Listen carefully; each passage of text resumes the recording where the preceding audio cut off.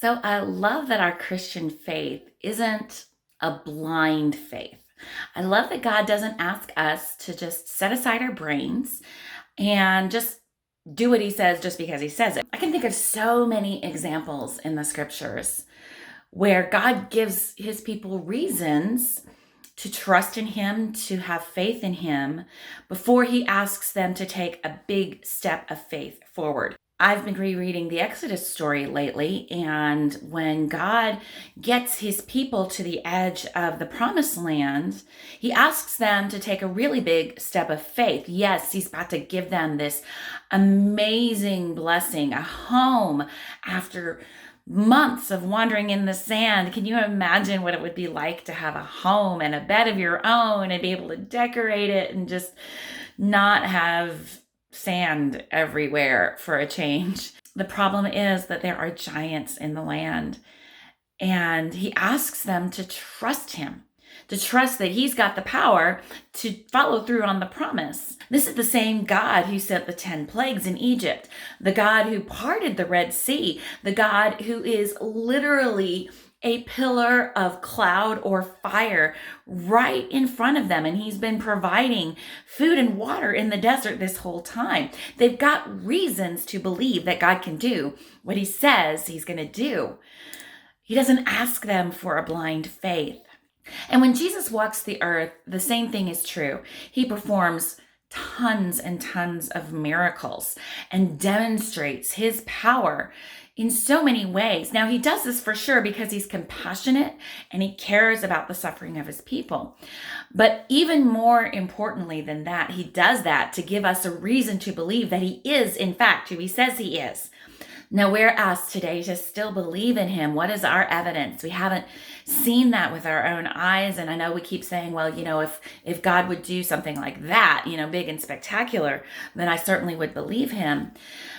But we do have a reason to believe that Jesus is the Son of God, that he is our Savior, that he loves us, and that he has the power over sin and death. He gave us evidence in going to the cross. He loved us so much that he was willing to endure the cross and to suffer horrifically and to die in our place. And he proves that he has the power over death and over sin by rising again on the third day. And these are things that history has borne out. I can't think of another story that's been more closely examined. And yet all of the evidence points to the cross and the resurrection of Jesus as historical fact. We have a reason to believe. This has also come up really recently for me as I have realized in the ministry that I've been called to that I've got some pretty significant shortcomings.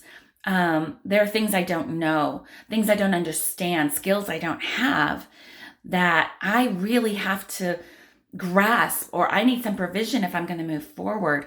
And as I've prayed about these things, and I've called them giants, this lack of resource, as I've prayed about them, God has been very faithful and consistent to bring people into my life, to bring workshops to my attention, to connect me with people in interesting places like at the gym or in a coffee shop. I'll just happen to have a conversation with someone who knows exactly what it is that I'm talking about and knows how to give me resources and information, and is even in some cases has been willing to help. And I can think of at least 2 times that's happened in the last week. And so even those things that haven't been taken care of yet, I have reason to have faith to let them go into his hands and trust that he sees, that he knows, and he's either going to provide for those things or he's going to provide a way around them, or somehow I'm just not going to need them, or I don't even know what's going to happen. And I don't have to know because I can have faith in God. And I can have faith in God because he doesn't ask me for a blind faith. He asks me for a faith that is based on real evidence. What about you? What are some of the things that God has shown you so that you know that he is Lord? Would you share those in the comments below? Because when I share my stuff, I hope it's encouraging to you and will help you have faith. But when you share with me, that also encourages me and helps me have faith. And together, our faith can grow and we can praise and worship and trust in this amazing, great God.